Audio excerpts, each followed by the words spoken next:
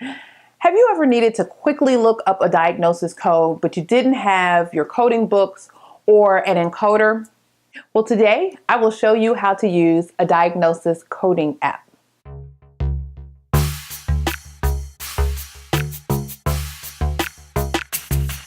I'm Clarice Warner, the girl with the pearls, the founder and education director of the Professional Reimbursement Network, LLC, where coding education is key. And on this channel, we provide you with information, tips, and strategies on how to become a certified marketable medical coder.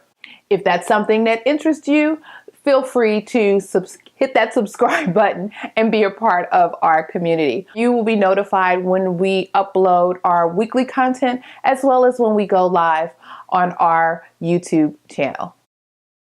There is a diagnosis coding app available on iPhone and iPads.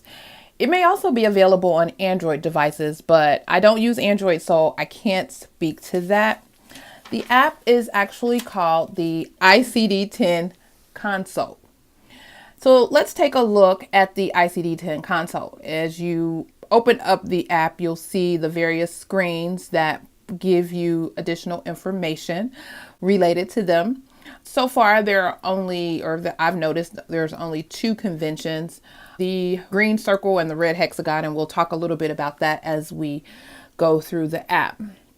So on the left side, you'll see the app has a search feature for your ICD-10 diagnoses, as well as ICD-9 diagnoses. And then there is a code conversion. So I don't know if anybody is still using ICD-9 codes, and I guess maybe there are people who are or still validating those, but you can convert a code using from ICD-9 to ICD-10.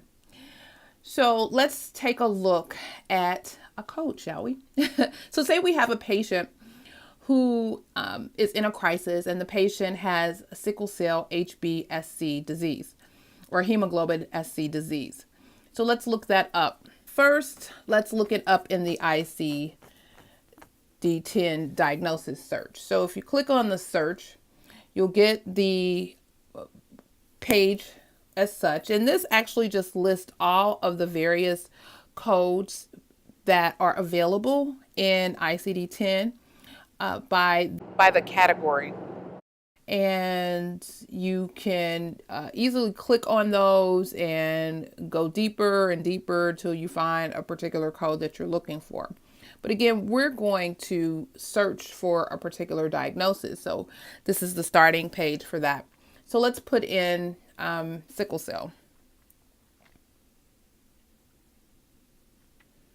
And as you see, once you start typing in the characters, you get a list of various codes or diagnoses that could be applicable to your search. So we're looking for sickle cell hemoglobin SC disease with a crisis. And if you go down, we're looking at D57.21. Now, I mentioned that the various conventions, you have the green circle, which indicates that the code does not require any additional digits, and it is the correct code.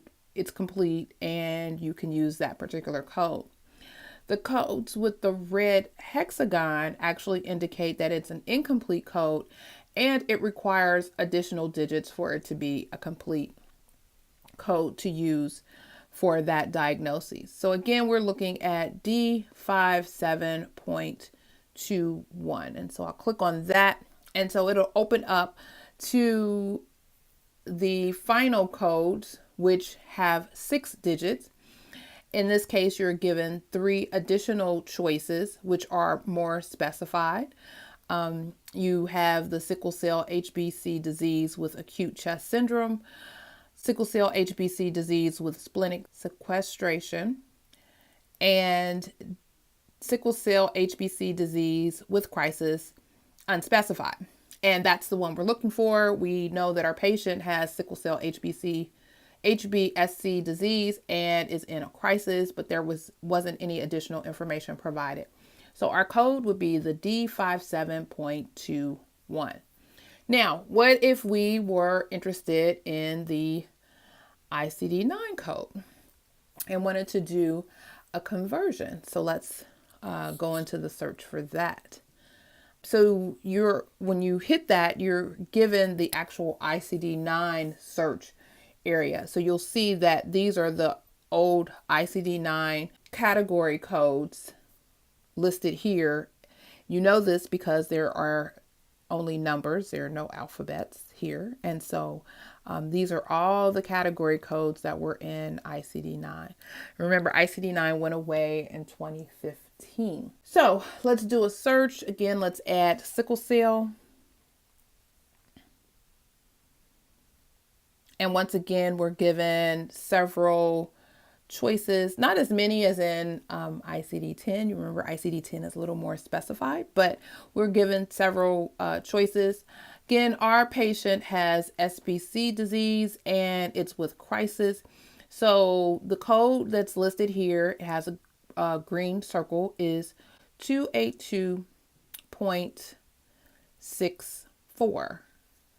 And in parentheses, you'll see D57.219, is which we have already determined is our code from when we looked it up directly into the ICD-10 search. So let's click on that and see what comes up.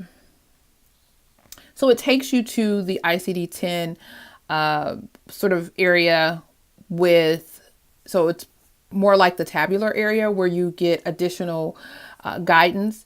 Also gives you manifestation codes if there are other diagnoses associated with the condition that the patient is with. So it says code also manifestations.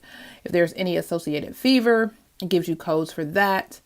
It tells you that if the person just has HBSC disease or HBC disease, or sickle cell HBC disease with crisis, not other specified, then this D57.219 is your ICD-10 code for that.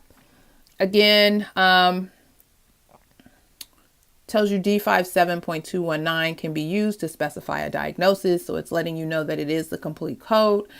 And then it gives you additional information regarding the category D50 through D89 for diseases of blood and blood-forming organs and certain disorders involving the immune mechanism. And so these are some additional guidance here. It says does not include but may be coded with these additional codes listed here.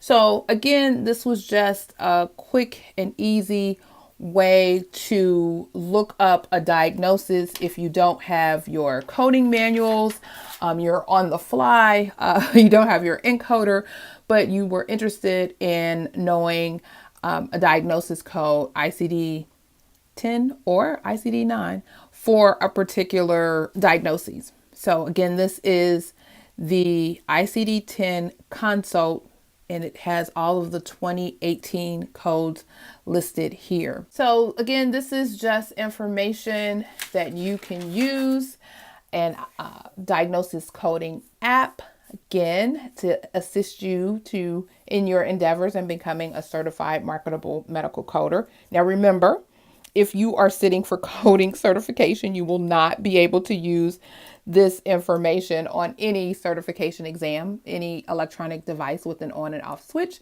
is not allowed in the examination room. But for those times when you may be interested in just a code, if you are in a physician's office or have been asked or curious about a particular diagnosis, then you can always pull up this app. Or if you're ever being questioned about a particular diagnosis, you can always pull up this app and look up the code, the diagnosis code for that. Question of the day. Have you ever used a coding app? If so, which apps have you used? Let me know in the comments below. So I hope this has been helpful for you.